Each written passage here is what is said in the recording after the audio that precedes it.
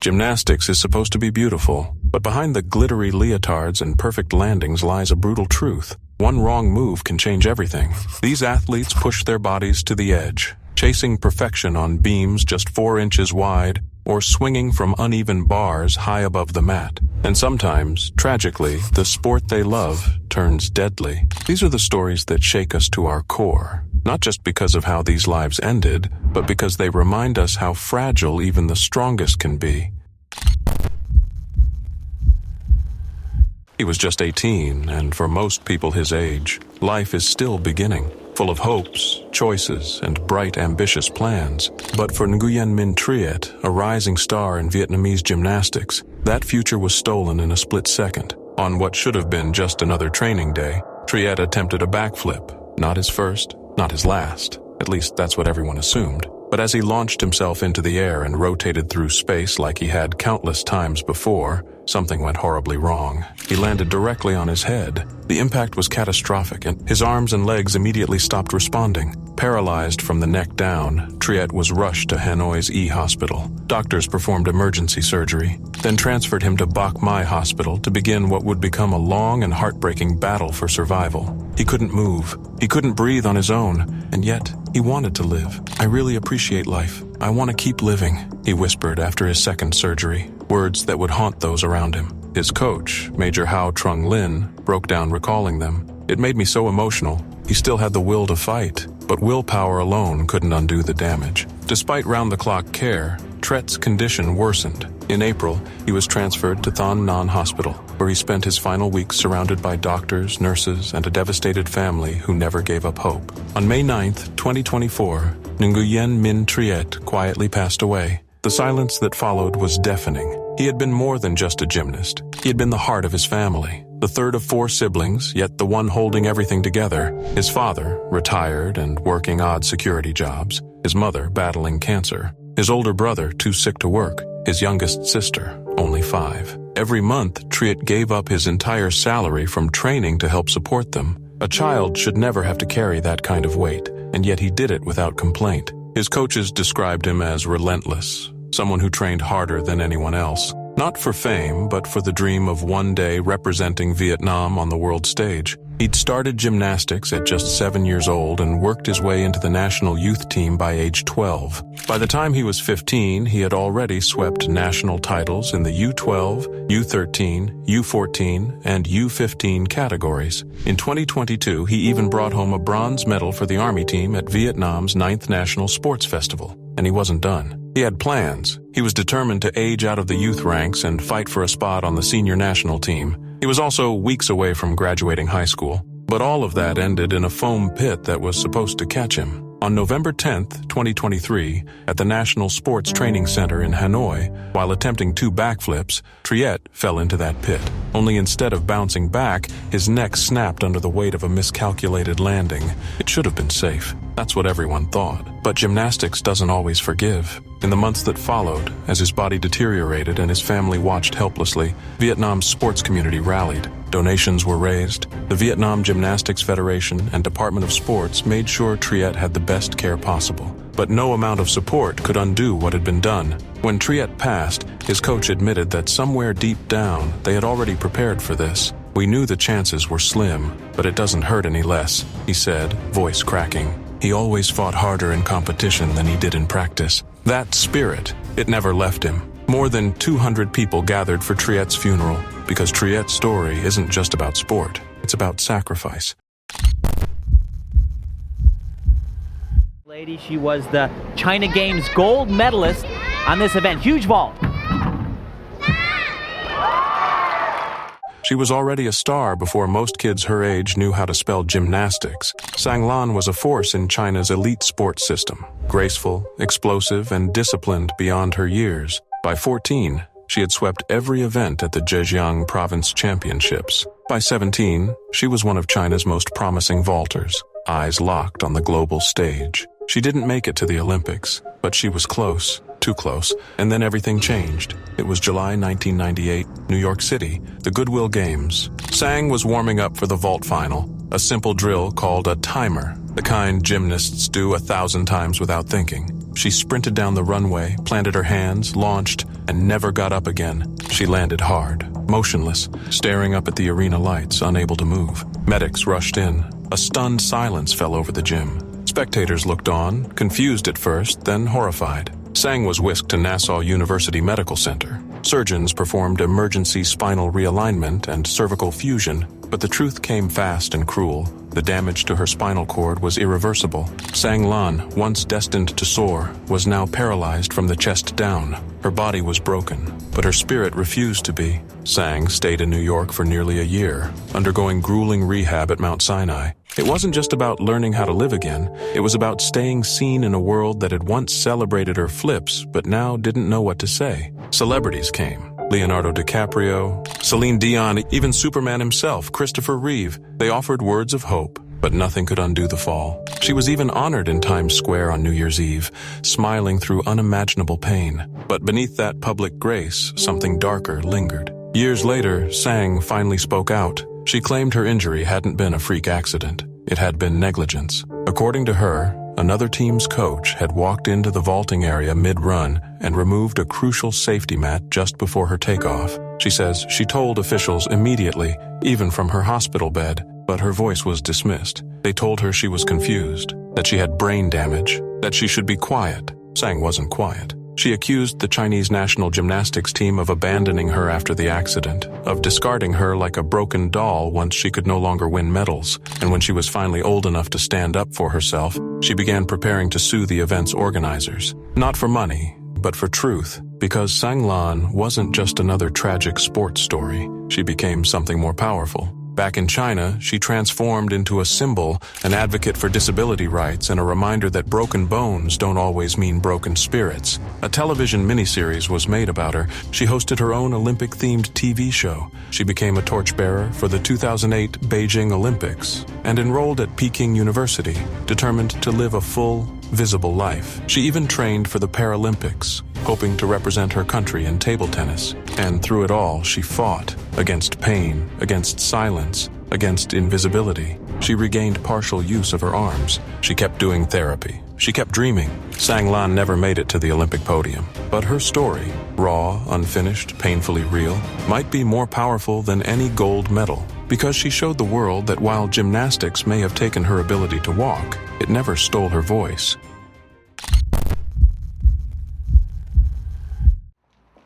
Trevan Joselyn's mother Hannah arriving at the hearing with a hug for the teacher at the centre of the tragedy. Shirley Naseby, who was running the gym class, said Trevan was enthusiastic and very confident, one of the better gymnasts in the group.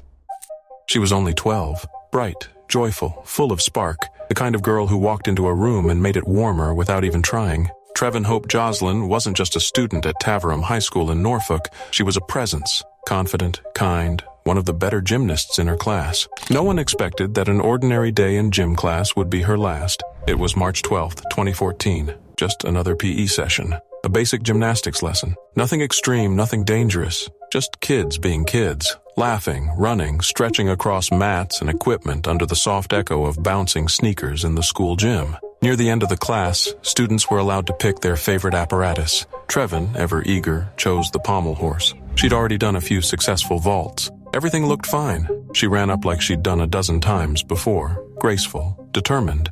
But this time, just as she leapt, her right foot caught the edge of the horse. It was a fraction of a second, a tiny misstep, but it was enough. Trevan tumbled forward, face down, hitting the mat hard. At first, it didn't look like a catastrophe. She landed almost in a recovery position. Students gathered. A few thought she'd just been winded. But as she lay there trying to move her lips, barely able to form words, the fear began to set in. Something wasn't right. The PE teacher rushed over. Staff called for help. The school's pastoral care supervisor, Lynn Hammond, began CPR. Everyone was trying, praying that it wasn't as bad as it looked. "You just want to believe a child is still breathing," Hammond later said, her voice shaking from the memory. But even as Trevan was rushed to Addenbrooke's Hospital in Cambridge, reality was already spiraling out of reach. Doctors confirmed what no one wanted to hear: a catastrophic hyperextension injury to the neck. Her spinal cord had been severely damaged. She fought for a week, but on March 19th, 2014, Trevan died. A bright young life extinguished,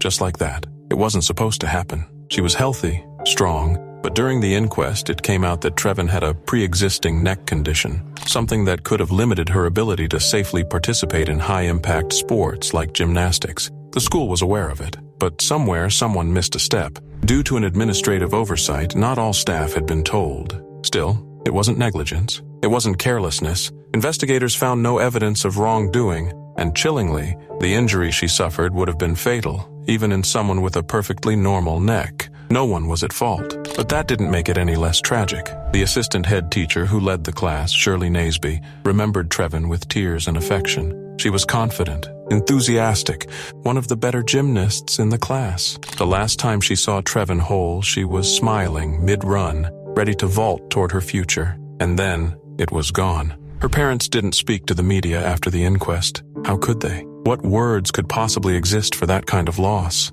But the school tried to keep her memory alive. A quiet garden was built in the school grounds, a cherry tree planted in her name. Head teacher Peter Ware said students and teachers still talk about her with warmth. She always had a smile on her face, he said, eyes lowered. She will be remembered with great fondness. In the end, Trevan's death was ruled accidental. But for anyone who's ever sent a child off to school believing they're safe, it didn't feel like just an accident. It felt like a hole ripped open in the fabric of an ordinary day, one that would never quite close.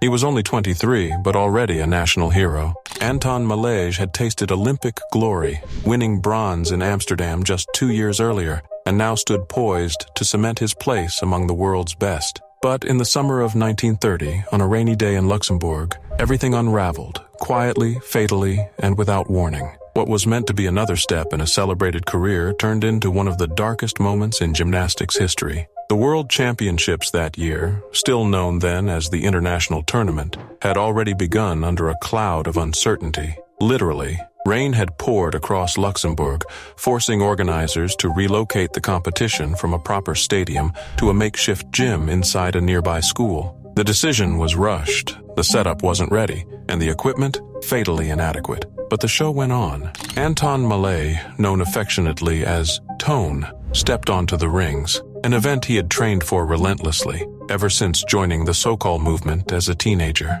His form was sharp, his rhythm strong, but as he dismounted from the rings, something went wrong. The landing mat beneath him, thin, poorly secured, far below competition standards, did nothing to absorb the impact. He collapsed in agony. No cameras, no medics rushing in with stretchers, just confusion, stunned silence, and then frantic whispers. He was taken to a local hospital in Luxembourg, but it was clear from the beginning this wasn't just a bad fall. It was his spine. The damage was irreversible. He lingered through the night, and on July 15th, 1930, Anton Mala died. Even in the face of that unimaginable loss, the competition continued. The Yugoslavian team, stunned and grieving, chose to compete anyway. Their teammate Josip Primožić went on to win the all-around. The team took third place, but the celebration was muted. What do medals mean when one of your own never made it back? It wasn't just bad luck. Fellow gymnast Edvard Antošević, who had stood beside Mala on that 1928 Olympic podium,